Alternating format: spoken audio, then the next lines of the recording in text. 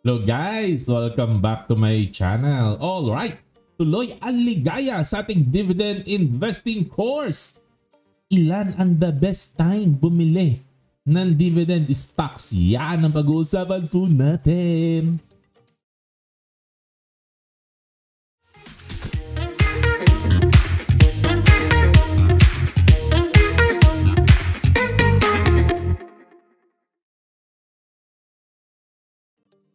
Welcome back. Ayan, don't wait.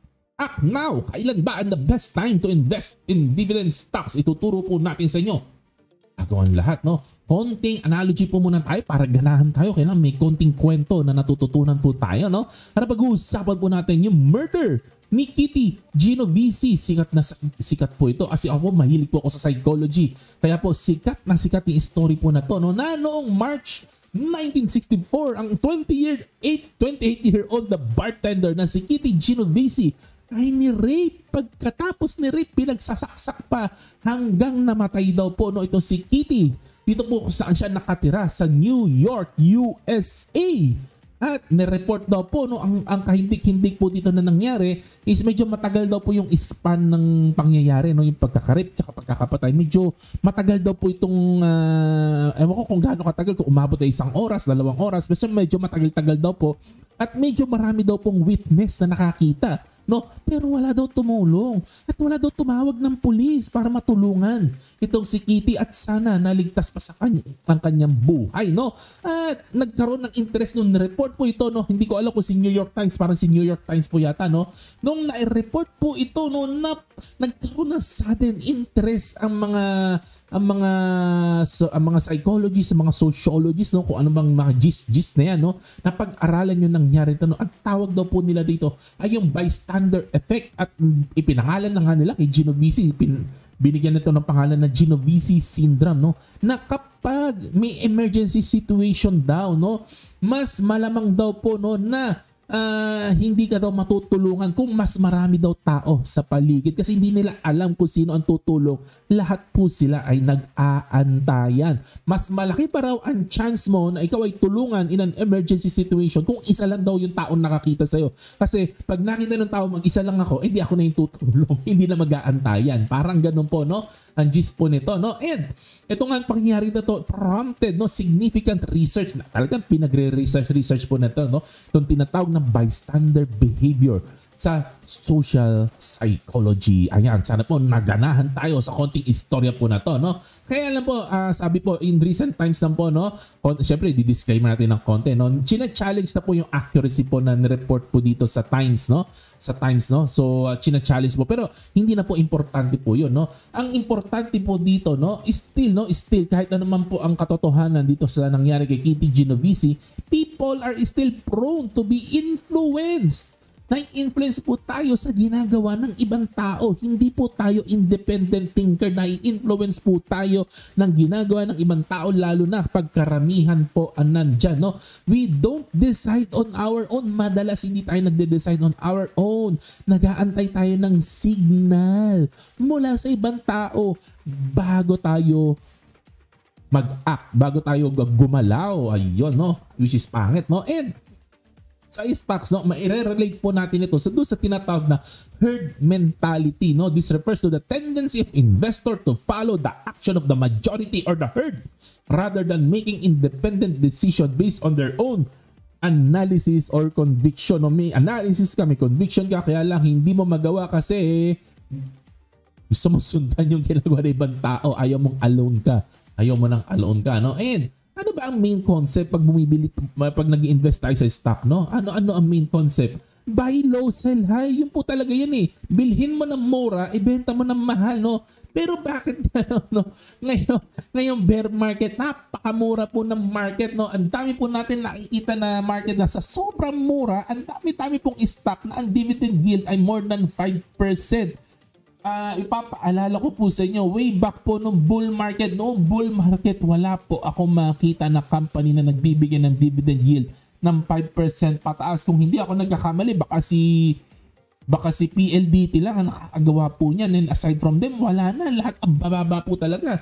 Pero bakit ngayon, ang mura-mura na stock market, ang dividend yield ang tataas, pero wala pong bumibili? Takot ang mga tao, ang bababa ng volume ng trading sa PSE, wala pong gustong mag-invest, walang gustong bumili, no? At marami po akong kilala, may mga kilala po ako na sobrang active po nila dati sa stocks, no? Lalo na sa Philippine stocks, no?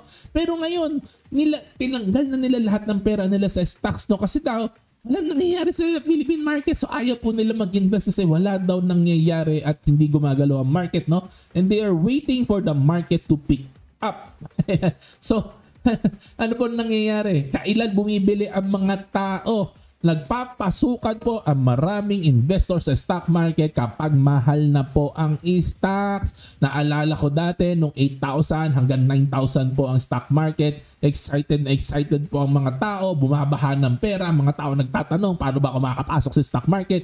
Gusto ko rin kumita, pasok ng pera at lalong pumapasok ng pera ang mga tao, lalo na sa mga mutual fund. Dami naglalagay ng pera dyan kasi yung mga yung mga advisor, no? Sila sabi, 9,000 na, pasok na kayo ng pera at lumilipad ang market. Ayun, at marami naman po na, talaga, lumipad, nakikita yung chart, lumilipad nga, papasok na ako ng pera. Pero without them knowing ang mahal-mahal na ng market at wala ka nang kikitain, no?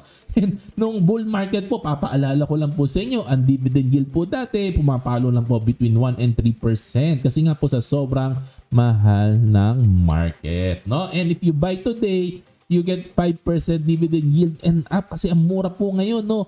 And habang inaantay mo na mag-pick up yung activity, biruin mo, tumatanggap ka ng dividend yield na 5. Ngayon nga, gumawa ko ng portfolio, di ba, ni Tonto, ng anak ko.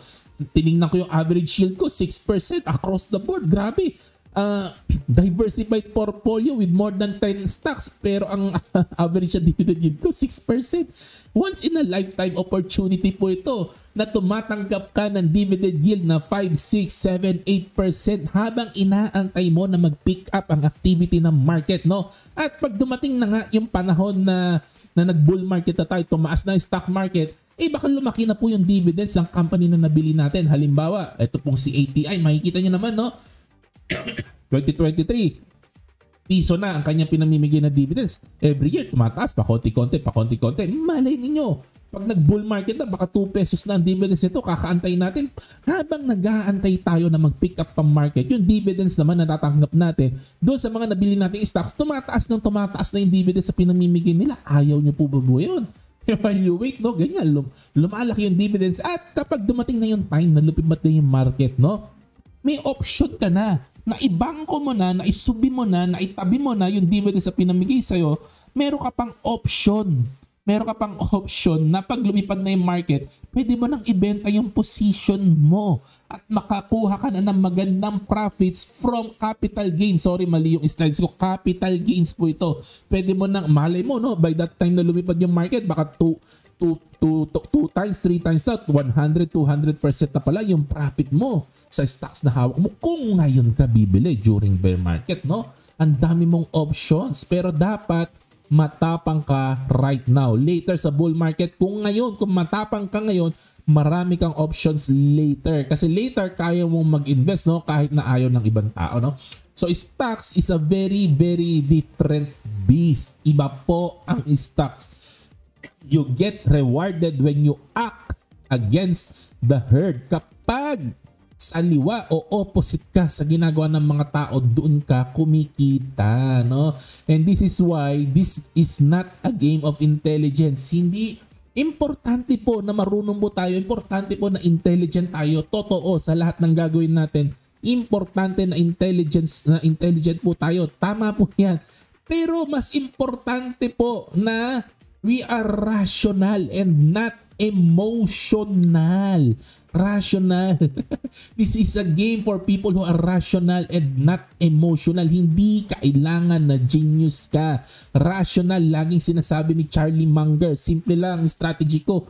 No, laging sinasabi ni Charlie Munger, no, para kang pumipili ng jowa, utak ang gagamitin mo, hindi puso. Utak. Buy low, sell high. No, pero bakit ang mga tao hindi bumibili pag low? Bumibili po sila pag high.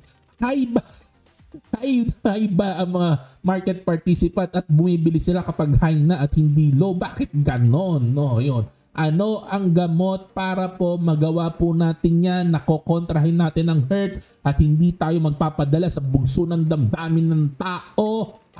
Knowledge po ang gamot. Kaya lagi pong sinasabi sa inyo, mag-aral ng fundamentals po. Fundamentals ng companies. Pag-aaralan po natin at pag sanay na po tayong tumingin ng fundamental ng stocks at sana po kayo mga viewer ko, alam ko sanay na po kayo.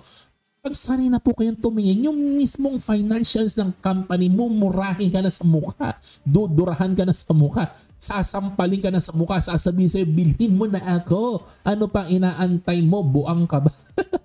Sorry. Ay, wala pa buang tuloy, no? Okay, another note lang po. Another note na gusto ko pong ituro po sa inyo, no? Iwa-watchlist po natin lagi ang mga solid na stocks, no? Kahit mahal pa po yan, basta solid ang stock na nakikita po natin, no? At hindi pa po natin kayang bilhin, iwa-watchlist po natin lahat ng solid. Lahat ng solid na alam natin, iwa-watchlist natin, babantayan po natin. Kasi nagkakaroon po ng dips at nagkakaroon ng problem po. At pag nagkaroon po ng ganon mga problems, no? Ang company, temporary problems, nagkakaroon po ng opportunity. Halimbawa po ngayon, ayan, nakitang-kita nyo naman ang graph ni Robinsons Retail Holdings Inc. Napaka-solid po nito na stock. Kung titingnan po ninyo ang fundamentals po nito, napaka-solid po. Everything are increasing. Lahat ay increasing. Revenues, income, everything increasing. Kaya lang po, nagkaroon po ng accounting adjustment lately. At yun po, nagpanic po ang market, nag-dip po si RRHI. Ayun, di buying opportunity po yan. Kasi solid po yan, napakamura po ni RRHI po ngayon. No? Ayun. So, bantayan natin ang mga solid stocks, no? At tirahin natin yan pag may mga dips. Lakas ng loob, no? Dahil familiar tayo sa fundamentals ng stock po na yon, no? So, always study guys, no? At sama-sama po tayo matuto po, no? And ang summary po, the best time to buy dividend stocks pag down ang market, buong market ay down, katulad po ngayon bear market or nagdi-dip ang particular stock. At ang tanong ko po sa inyo guys, kayo, ano na ang tinira ninyo ngayon sa market? Ayun na po ang ating mga disclaimer po ngayon. Hindi po tayo expert, no? Self-taught lang po tayo. At hindi po ako talaga financial advisor. Bahala na po kayo. Do your own research lang po, no? Before making any investment decision, like, subscribe, share, hit on the notification bell. Kwentuhan like sa comment section. Happy investing. To God be the glory. God bless po sa inyo. Bye-bye.